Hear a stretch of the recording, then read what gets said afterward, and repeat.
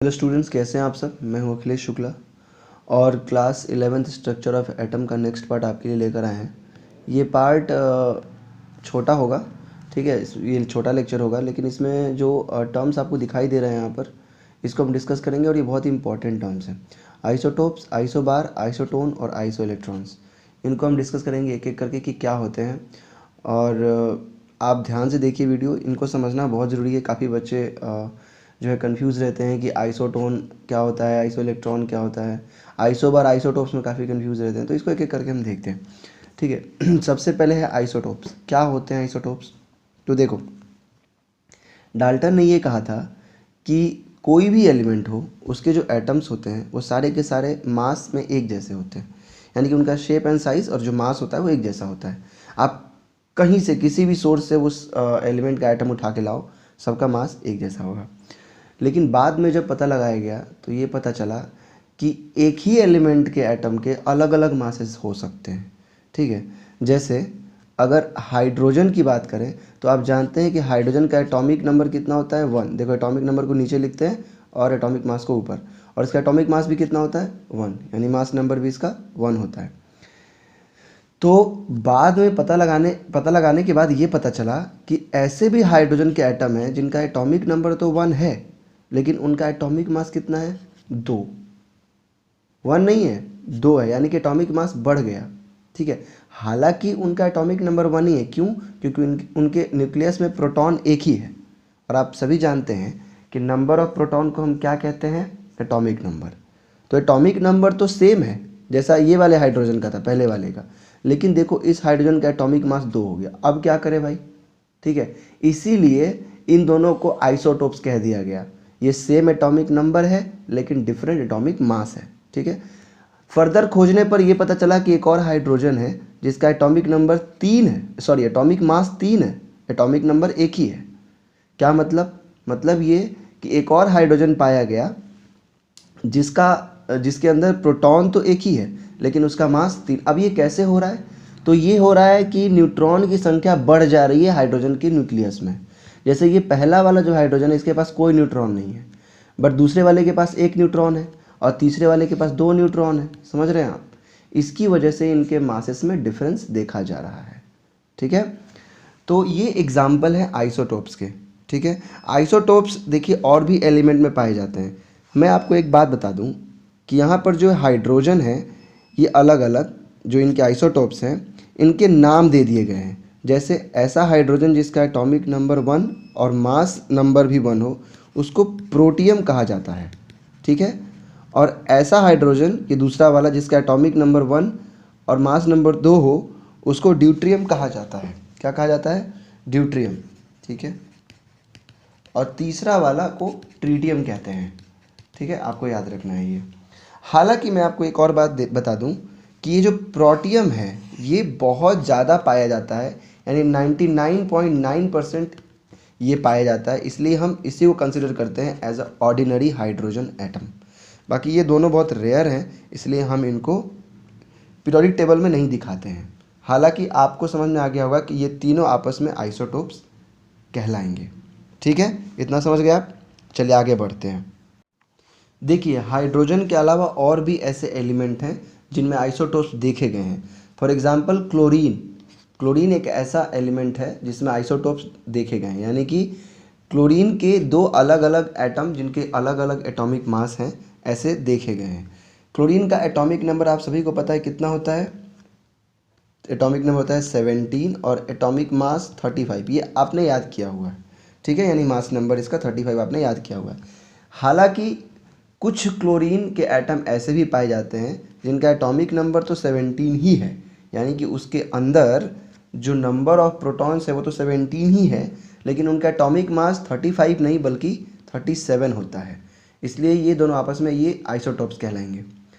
हालांकि मैं आपको बता दूं कि इनका कोई स्पेशल नाम नहीं है। जैसे कि हाइड्रोजन में प्रोटियम, ड्यूट्रियम और ट्रीटियम था, वैसा इसमें इनका कोई स्पेशल नाम नहीं है, इसलिए इनको सिंपल ऐसे ही सिंबलाइज करके दर्शा दिया जाता है, दिखा दिया जाता है, ठीक है। समझ में आया? तो ये था पूरा आइसोटोप्स। और अब आपको मैं समझाता हूँ कि आइसोबार क्या होता है, ठीक है। आइसोटोप्स की कहानी ख़त्म हो गई, अब मैं आपको आइसोबार समझाता हूँ। देखिए, जो आइसोबार होते हैं ना, वो आइसोटोप से किस मामले में डिफरेंट होते हैं, इसको समझते हैं। देखिए, आइसोबार ऐसे एटम्स होते हैं किसी भी एलिमेंट के जिनका एटॉमिक नंबर डिफरेंट होता है लेकिन एटॉमिक मास सेम होता है। बिल्कुल आइसोटोप से उल्टा, अपोजिट। आप देखिए, आइसोबार ऐसे एटम होते हैं जिनके एटॉमिक नंबर तो डिफरेंट होते हैं लेकिन एटॉमिक मास सेम होते हैं। एग्जाम्पल के लिए आर्गन। आर्गन एलिमेंट का एटॉमिक नंबर होता है 18 और इसका एटॉमिक मास होता है 40, ठीक है। वहीं अगर बात करें हम कैल्शियम की, तो कैल्शियम का एटॉमिक नंबर तो 20 होता है, ठीक है, बट इसका एटॉमिक मास भी 40 ही होता है, ठीक है। तो देखिए, इन दोनों का जो एटॉमिक नंबर है ये तो डिफरेंट है बट एटॉमिक मास सेम है, तो ये दोनों आपस में आइसोबार कहलाएंगे। ये था सिंपल सा डेफिनेशन आइसोबार का, ठीक है। तो आइसोबार ऐसे एटम्स होते हैं जिनका एटॉमिक नंबर डिफरेंट होता है बट एटॉमिक मास सेम होता है। समझ में आया?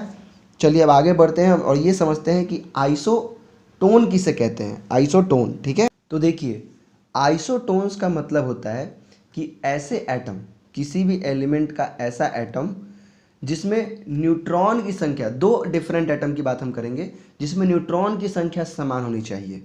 एग्जाम्पल से आपको समझ में आएगा। चलिए बात करते हैं। ये कार्बन है, आप जानते हैं कार्बन का एटॉमिक नंबर कितना होता है, 6। इसका एटॉमिक मास कितना होता है, 14। अब इसका न्यूट्रॉन की संख्या इसके अंदर कितनी है ये निकालते हैं, द नंबर ऑफ न्यूट्रॉन्स। तो आप जानते हैं नंबर ऑफ न्यूट्रॉन को निकालने के लिए पहले बता चुका हूँ क्या फॉर्मूला है। आप मास नंबर में से एटॉमिक नंबर को घटा दीजिए, सब्सट्रैक्ट कर दीजिए। तो 14 में से 6 घटाएंगे तो आएगा 8। कितना आएगा, 8। इट मीन्स कि कार्बन के पास न्यूट्रॉन की संख्या कितनी है, 8, ठीक। अब चलिए हम दूसरे एलिमेंट को देखते हैं। चलिए चलते हैं नाइट्रोजन के पास। नाइट्रोजन का जो एटॉमिक नंबर होता है वो होता है 7 और इसका एटॉमिक मास नंबर होता है 15, ठीक है, 15। अब यहाँ पर अगर हम न्यूट्रॉन की संख्या देखें तो 15 में से 7 माइनस करेंगे तो कितना आएगा, 8। तो यहाँ पे आप देख सकते हैं कि कार्बन के पास भी न्यूट्रॉन की संख्या 8 ही है और नाइट्रोजन के पास भी न्यूट्रॉन की संख्या 8 ही है। इसलिए ये कार्बन और नाइट्रोजन के दोनों एटम आपस में आइसोटोन कहलाएंगे। क्या कहलाएंगे, आइसोटोन्स, ठीक। समझ रहे हैं आप? सो आइसोटोन ऐसे एलिमेंट्स होते हैं जिनके पास न्यूट्रॉन की संख्या समान होती है, equal number of, same number of neutron.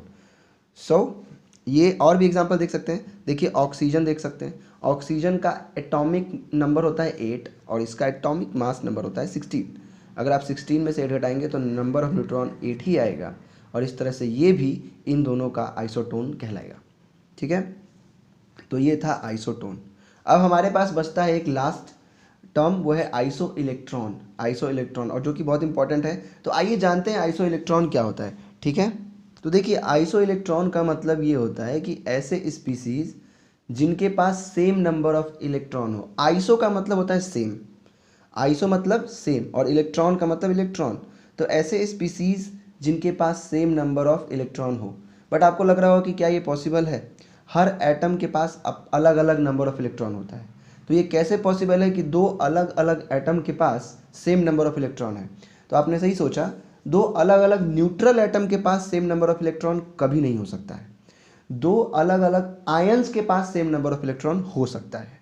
आपको एग्जांपल से समझाता हूँ। सबसे पहले मैं यहाँ पे लिख देता हूँ कि मैं पढ़ा रहा हूँ आइसो इलेक्ट्रॉन्स क्या होते हैं, ठीक है। तो आइसो इलेक्ट्रॉन समझा रहा हूँ इसलिए मैंने इसको यहाँ पे लिख दिया। अब देखिए, एग्जाम्पल लेते हैं। मान लीजिए आपके पास ऑक्सीजन का एक आयन है। आयन का मतलब उस पर कुछ चार्ज है। तो आप जानते हैं कि ऑक्सीजन निगेटिव चार्ज बियर करता है। ऑक्सीजन के पास 2 निगेटिव चार्ज। इसका मतलब क्या हुआ कि 2 निगेटिव चार्ज होने का मतलब ये है कि ऑक्सीजन के पास 2 इलेक्ट्रॉन एक्स्ट्रा आ गया, ठीक है। यहाँ पर ऑक्सीजन के पास कितने इलेक्ट्रॉन होते हैं न्यूट्रल स्टेट में? 8 होते हैं। यहाँ पे कितने आ गए एक्स्ट्रा? 2, ठीक है। 2 निगेटिव चार्ज, इसका मतलब 2 इलेक्ट्रॉन आ गए। तो अब इसके पास इलेक्ट्रॉन की संख्या कितनी हो गई? 10, ठीक है। 10 इलेक्ट्रॉन हो गया इसके पास, ठीक है। चलिए हम बात करते हैं एक और स्पीसीज का, फ्लोरीन का। फ्लोरीन माइनस, इट मीन्स कि ये फ्लोरीन का आयन है और फ्लोरीन की वैलेंसी 1 होती है, इसलिए इसके ऊपर -1 चार्ज आता है। फ्लोरीन एक निगेटिव चार्ज अपने ऊपर बियर करता है, ठीक है। अब देखिए, न्यूट्रल स्टेट में न्यूट्रल स्टेट में फ्लोरीन का जो एटॉमिक नंबर होता है वो होता है 9। इट मीन्स कि फ्लोरीन के पास इलेक्ट्रॉन की संख्या कितनी होगी, 9 न्यूट्रल स्टेट में। लेकिन यहाँ पर देखिए इसके पास एक नेगेटिव चार्ज है, ये फ्लोरीन का आयन है, इसलिए इसके पास एक एक्स्ट्रा इलेक्ट्रॉन है। तो इसके पास इलेक्ट्रॉन की संख्या अब 9 से बढ़कर कितनी हो गई, 10। तो इसके पास भी 10 इलेक्ट्रॉन। अब देखिए, अब ये दोनों स्पीसीज को ध्यान से देखिए, ऑक्सीजन का आयन O2- और फ्लोरीन का आयन F-, इन दोनों के पास सेम नंबर ऑफ इलेक्ट्रॉन है अभी। इसलिए इन दोनों आयंस को, यानी कि इन दोनों एनायंस को, आपको पता होगा कि नेगेटिव चार्ज जो बियर करते हैं एटम्स उनको एनायन कहते हैं, और जो पॉजिटिव चार्ज बियर करते हैं उनको कैटायन कहते हैं। तो इन दोनों एनायंस को हम क्या कहेंगे, आइसो इलेक्ट्रॉन्स। ठीक है, ये दोनों आइसो इलेक्ट्रॉनिक हैं। और अगर इनके साथ मैच करें हम, कोई मिलेगा इनके कैटेगरी का, इनकी प्रजाति का, तो देखिए सोडियम की बात करें तो सोडियम बियर करता है, ये एक मेटल है और ये अपने ऊपर बियर करता है एक पॉजिटिव चार्ज। ये हो गया सोडियम का कैटायन। मैं कैटायन क्यों कह रहा हूँ, क्योंकि इसके ऊपर पॉजिटिव चार्ज है। कितने पॉजिटिव चार्ज है, एक। सोडियम का न्यूट्रल स्टेट में एटॉमिक नंबर होता है 11।